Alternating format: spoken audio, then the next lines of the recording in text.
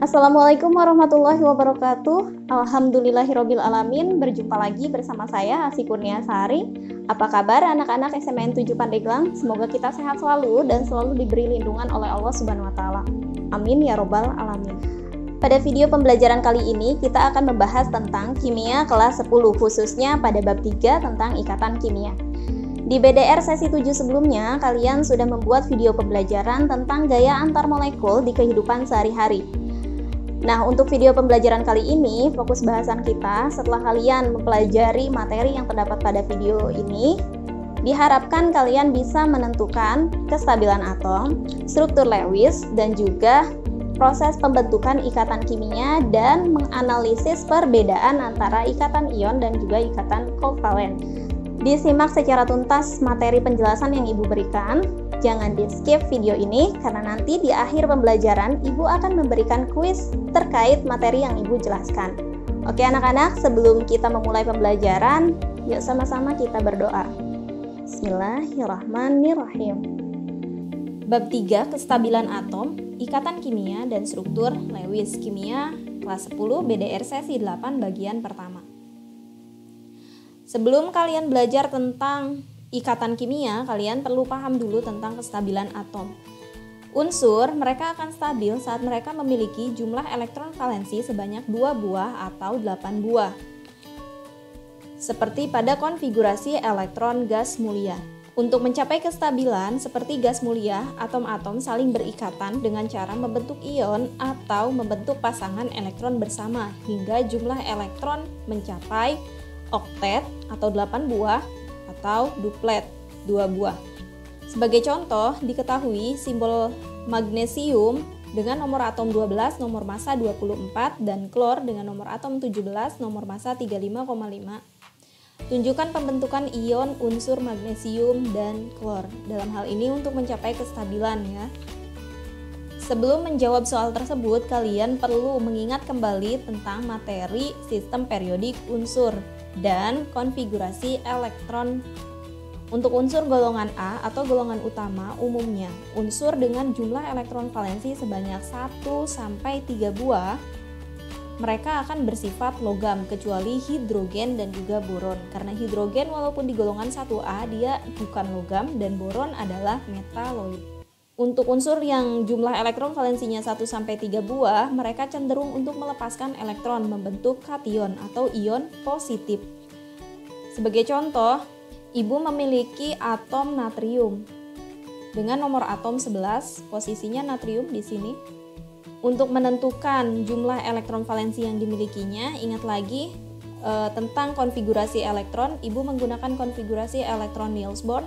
Di kulit pertama ada 2 elektron maksimal, di kulit kedua sebanyak 8 buah elektron. Nah, karena di sini natrium memiliki nomor atom 11, maka 2 ditambah 8 yaitu 10, 11 dikurangi 10, sisanya adalah 1. Jadi, natrium memiliki elektron valensi sebanyak 1 buah. Karena elektron valensinya sebanyak 1 buah, maka dia akan cenderung melepaskan elektronnya. Sehingga natrium ini akan membentuk kation Na+. Tanda plus ini sesuai dengan jumlah elektron valensinya, yaitu sebanyak 1 buah.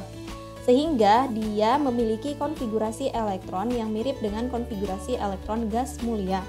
Jadi konfigurasi elektronnya 28. Oke, sebelumnya kita ingat kembali tentang materi konfigurasi elektron. Di sini adalah posisi atom gas mulia, di mana untuk unsur yang pertama yaitu helium memiliki nomor atom 2, sehingga konfigurasinya di kulit pertama adalah 2 buah elektron. Neon memiliki nomor atom 10, sehingga konfigurasinya yaitu 28. Nah, elektron valensi di helium yaitu 2 dan di neon adalah 8 atau oktet. Begitu pula untuk argon, kripton, xenon, dan radon memiliki elektron valensi sebanyak 8 buah. Nah, sedangkan untuk unsur yang memiliki jumlah elektron valensi sebanyak 4-8 buah, dia akan bersifat non-logam dan cenderung menerima elektron sebanyak yang dibutuhkan hingga mencapai oktet atau 8. Sebagai contoh, Ibu memiliki atom oksigen dengan nomor atom 8, oksigen posisi di sini. Nah, jika kita menentukan kestabilannya, Kita tentukan dulu konfigurasi elektronnya. Di kulit pertama 2 buah elektron, di kulit kedua adalah 6 elektron. Nah, kita lihat di sini jumlah elektron valensi dari atom oksigen netral yaitu 6 buah. Artinya dia belum stabil.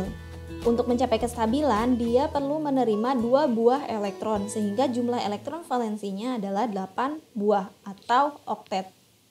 Sehingga oksigen ini karena menerima 2 buah elektron, dia akan membentuk anion O2-.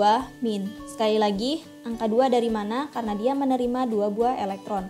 Sehingga konfigurasi elektron dari anion oksigen yaitu 28. Kita lihat di sini konfigurasinya mirip dengan konfigurasi atom gas mulia, yaitu 28 dengan elektron valensi sebanyak 8 buah.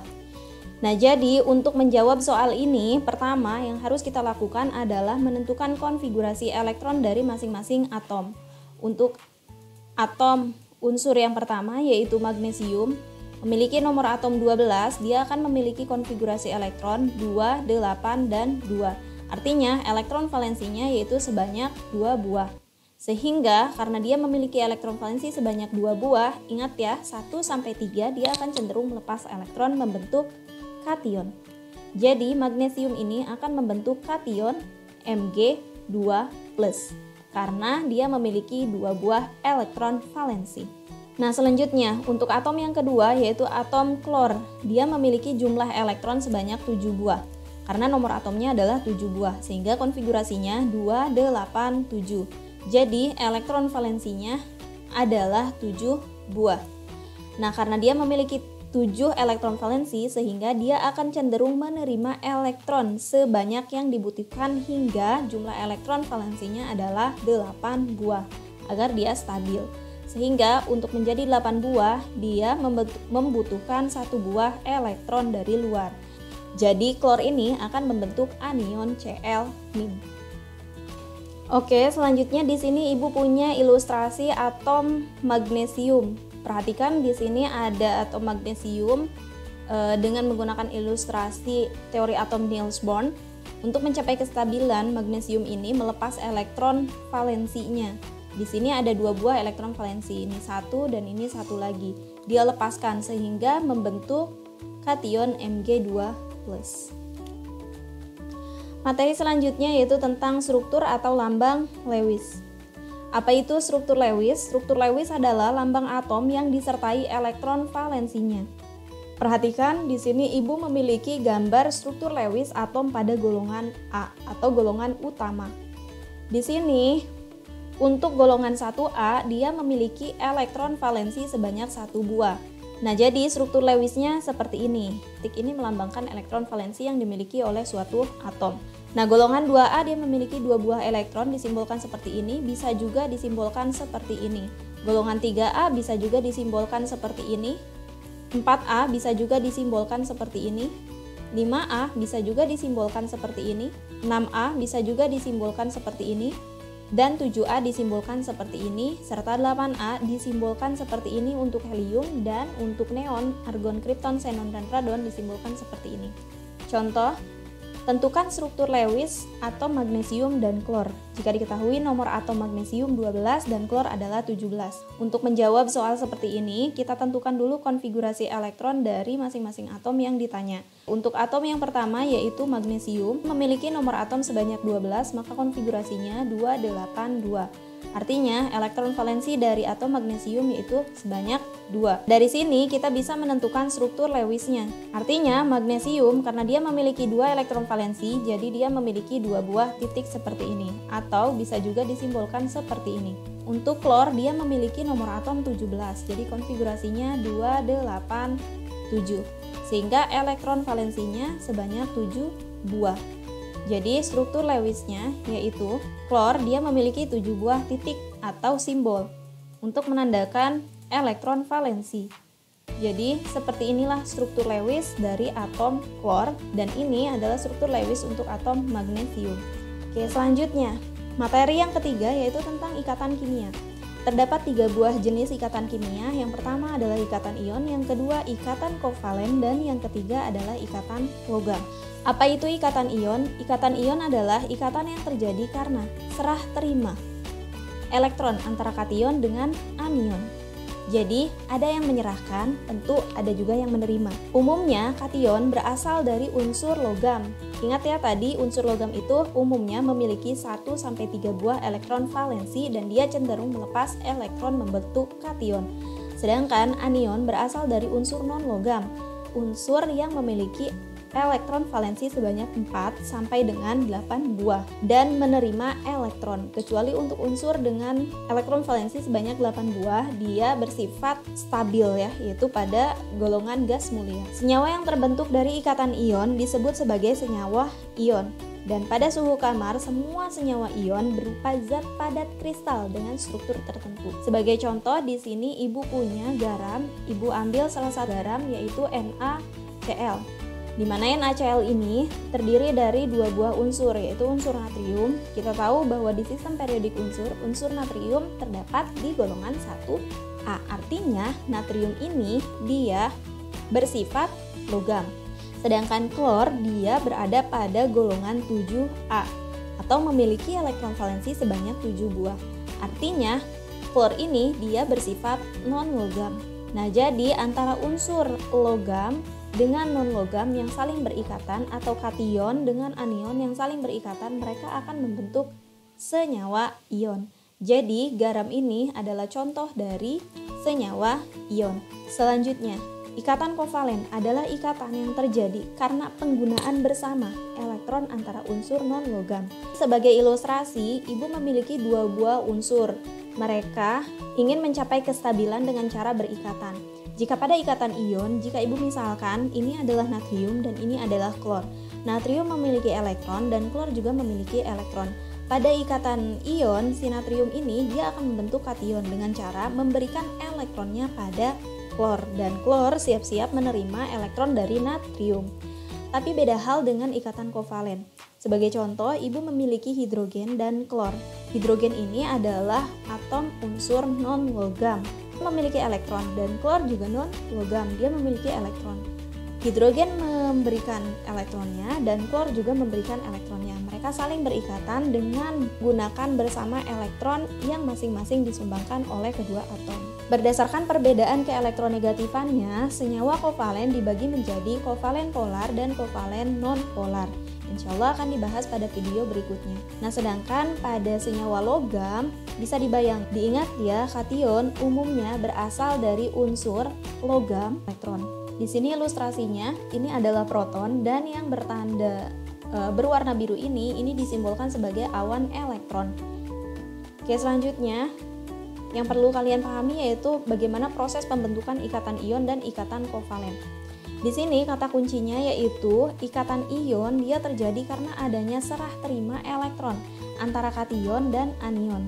Memiliki elektron valensi 1-3 buah dan anion umumnya berasal dari unsur non-logam. Memiliki elektron valensi 4 sampai dengan 8 buah. Karena 8 ini stabil, jadi ibu tuliskan 4 sampai 7 buah. Nah, jadi logam plus non-logam dia akan membentuk ikatan ion. Nah, sedangkan untuk ikatan kovalen terjadi karena penggunaan bersama elektron antara unsur non-logam. Jadi ada unsur non-logam ikatan dengan unsur non-logam. Diingat, unsur non-logam umumnya memiliki elektron valensi 4-8 buah.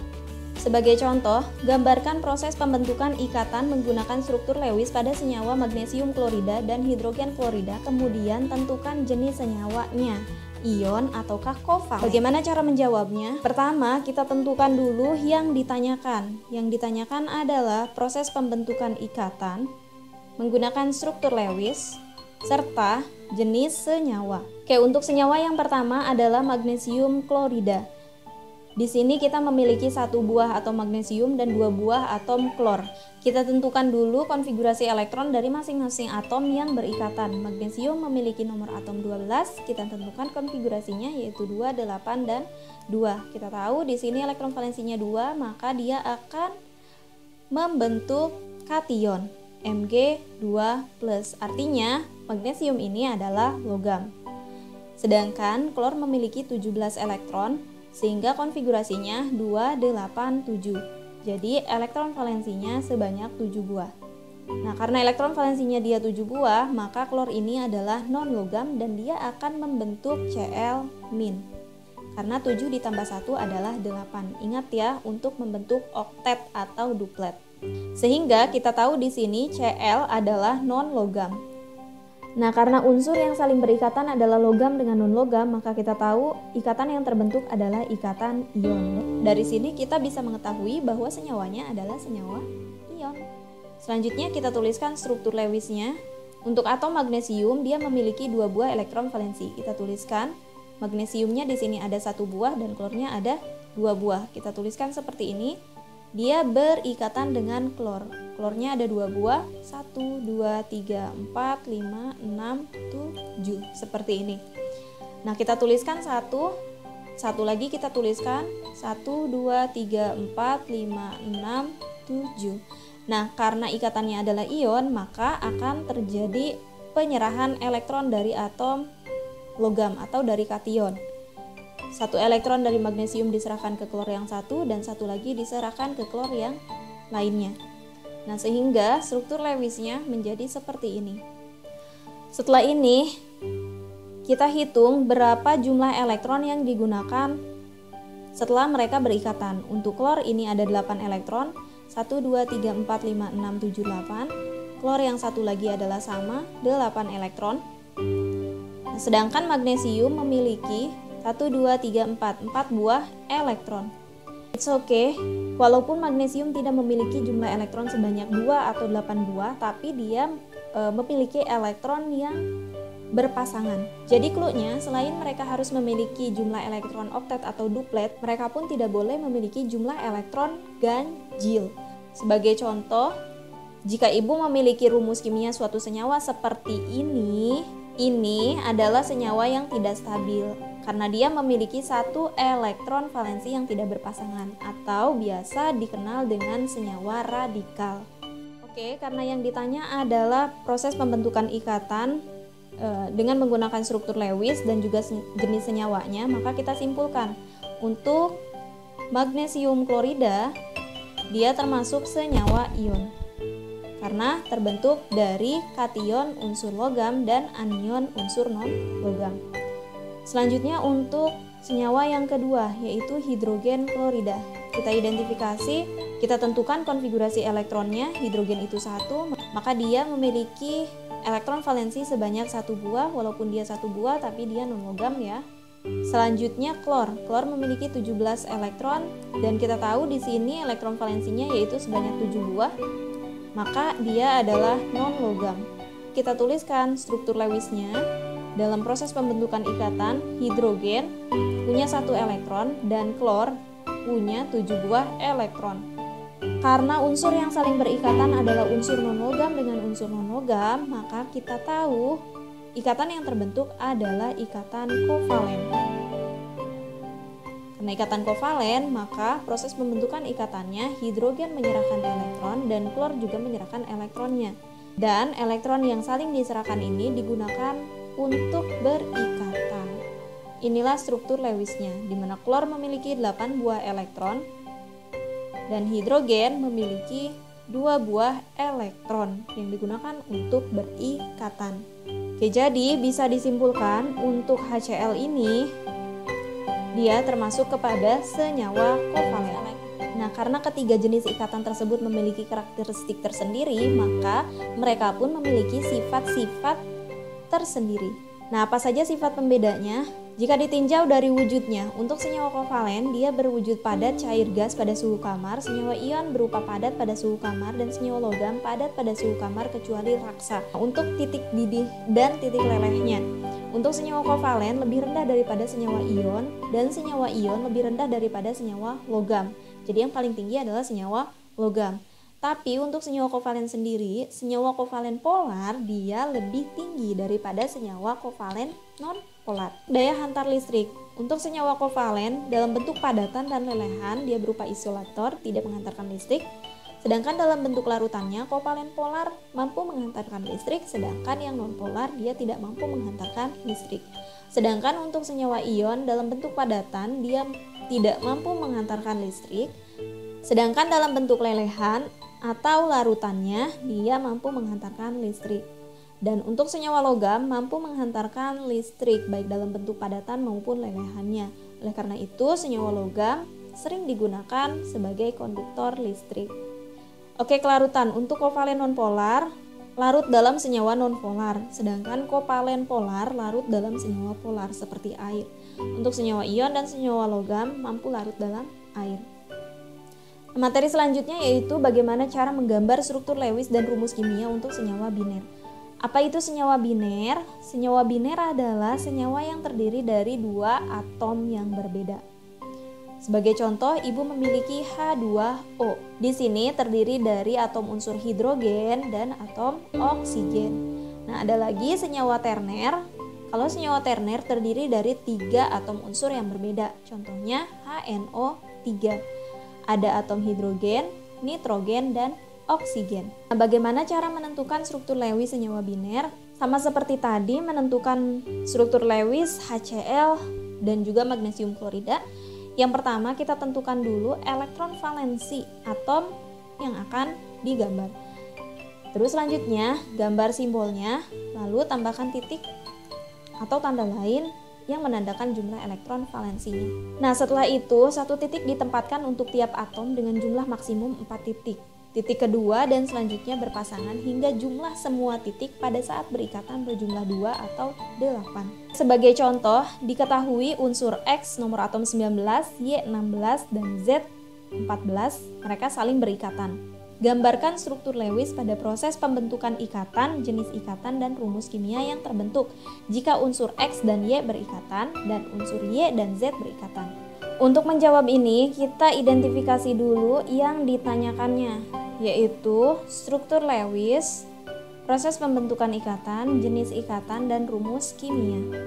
Untuk yang A, unsur yang saling berikatan yaitu unsur X dan Y. Kita tentukan konfigurasi dari atom X dengan nomor atom 19, maka konfigurasinya 2, 8, 8, dan 1. Jadi elektron valensi dari unsur X ini adalah 1 buah, karena 1 buah kita tahu dia adalah logam. Dan membentuk kation X+. Untuk unsur Y memiliki nomor atom 16, jadi konfigurasinya 2, 8, 6. Sehingga dia memiliki elektron valensi sebanyak 6 buah, artinya dia non-logam. Dan untuk menjadi oktet, dia membutuhkan 2 buah elektron, sehingga Y akan membentuk anion Y2-. Jadi kita tahu di sini, karena unsur pembentuknya yaitu logam dengan non-logam, maka akan terbentuk ikatan ion. Proses pembentukan ikatannya dengan menggunakan struktur Lewis, X ini dia memiliki 1 buah elektron valensi sehingga dia memiliki satu tanda seperti ini, dan Y memiliki 6 buah elektron valensi sehingga tandanya seperti ini, 1, 2, 3, 4, 5, 6. Ibu tuliskan seperti ini. Nah, karena ini ikatannya adalah ikatan ion, maka ada serah terima elektron dari atom unsur logam atau kation menyerahkan elektronnya. Nah, jika X-nya di sini hanya 1, maka kita tahu Y ini dia memiliki elektron tak berpasangan. Tadi sudah diungkapkan bahwa saat mereka akan membentuk senyawa, mereka tidak boleh memiliki elektron yang tidak berpasangan. Jadi harus berpasangan dan genap. Jadi agar elektronnya genap, kita tambahkan unsur X yang 1 lagi. Seperti ini. Nah, dia akan menyerahkan elektronnya ke Y. Jadi struktur Lewisnya seperti ini. Selanjutnya kita hitung jumlah elektron yang saling berikatannya, apakah 8, untuk Y 8 buah, untuk X 2 buah, dan X 1 lagi adalah 2 buah. Nah, karena yang ditanya adalah struktur Lewis dan jenis ikatan, untuk jenis ikatannya kita tahu di sini adalah unsur logam dengan non-logam. Jadi untuk jenis ikatannya adalah ikatan ion. Oke, untuk menentukan rumus kimia senyawa ion, kita bisa menggunakan persamaan seperti ini. Senyawa ion terdiri dari kation, ibu misalkan kation AX+, yang bereaksi dengan anion. Ibu simbolkan dengan BY-. Nah, saat akan menentukan rumus kimianya, kita tinggal kali silang muatan yang ada di atas ini. Jadi X-nya ke sini, Y-nya nanti ke sini, tanpa mencantumkan plus dan minusnya. Jadi menghasilkan AY BX.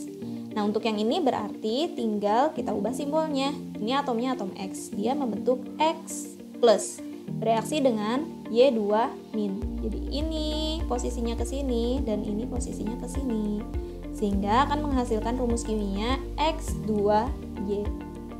Nah, jadi rumus kimia untuk senyawa X dan senyawa Y yang saling berikatan yaitu X2Y, dan senyawanya adalah senyawa ion. Untuk pertanyaan B, unsur yang berikatan adalah unsur Y dengan nomor atom 16. Konfigurasinya yaitu 286. Karena dia punya 6 elektron valensi, maka termasuk non-logam. Dan Z memiliki jumlah elektron 14, konfigurasinya 284. Jadi Z memiliki elektron valensi sebanyak 4 buah, artinya dia non-logam. Nah, karena Y non-logam dan Z non-logam, maka akan terbentuk ikatan kovalen. Bagaimana proses pembentukan ikatannya menggunakan struktur Lewis? Artinya ada penggunaan bersama. Atom Y memiliki 6 buah elektron valensi, kita tuliskan seperti ini, 1, 2, 3, 4, 5, 6. Dan atom Z memiliki 4 buah elektron valensi, 1, 2, 3, 4. Kita bedakan simbolnya ya. Nah, mereka akan saling berikatan karena ikatannya adalah kovalen, maka nanti Y akan menyumbangkan elektron dan Z pun akan menyumbangkan elektronnya. Sehingga nanti senyawa yang terbentuk yaitu kayak seperti ini. Kita hitung jumlah elektronnya 1, 2, 3, 4, 5, 6, 7, 8. Jadi Y memiliki 8 buah elektron. Sedangkan Z memiliki 1, 2, 3, 4, 5, 6. Karena Z masih memiliki 2 buah elektron sedangkan dia belum oktet atau 8, maka masih dimungkinkan dia bisa menjadi 8. Kita tambahkan atom Y-nya sebanyak 1 buah, dia berikatan dengan Z seperti ini. Sehingga jumlah elektron yang dimiliki Z sebanyak 8 buah. Begitu pula untuk Y memiliki jumlah elektron sebanyak 8 buah. Jadi semuanya sudah oktet. Inilah struktur Lewis dari pembentukan ikatan antara atom unsur Y dan atom unsur Z. Jadi dapat disimpulkan senyawa yang terbentuk adalah senyawa kovalen. Dengan rumus kimia, karena ini adalah senyawa kovalen, jadi tidak terbentuk ion ya. Untuk rumus kimianya, penulisannya kita tuliskan atom unsur yang elektropositif dulu. Dilihatnya dari mana? Lebih mudah kita lihat dari jumlah elektron valensinya. Yang elektropositif biasanya memiliki jumlah elektron valensi lebih sedikit. Dalam hal ini, karena Y memiliki 6 buah elektron valensi dan Z 4 buah elektron valensi, maka yang Z lebih elektropositif. Kita tuliskan terlebih dahulu. Jadi rumus kimianya Z dan Y-nya ada 2 buah. Setelahnya baru Y sebanyak 2 buah. Angka 2 dari mana? Itu dari sini ya. Semoga kalian paham atas apa yang Ibu jelaskan. Dan semoga materi yang Ibu jelaskan bermanfaat untuk kita semua. Terima kasih telah memperhatikan materi penjelasan yang Ibu berikan. Dan terima kasih juga sudah berusaha untuk memahami penjelasan materi yang Ibu berikan. Semoga apa yang Ibu sampaikan bermanfaat. Mohon maaf jika ada kesalahan. Jika ada yang ingin kalian tanyakan, silakan kita diskusikan di grup kimia atau langsung sertakan komentar di kolom komentar. Sampai jumpa di pertemuan selanjutnya. Insya Allah untuk kelas 10 MIPA di video pembelajaran selanjutnya akan Ibu bahas tentang bagaimana cara membedakan senyawa kovalen polar dan senyawa kovalen non-polar. Billahi taufiq wal hidayah. Wassalamualaikum warahmatullahi wabarakatuh. Sampai jumpa.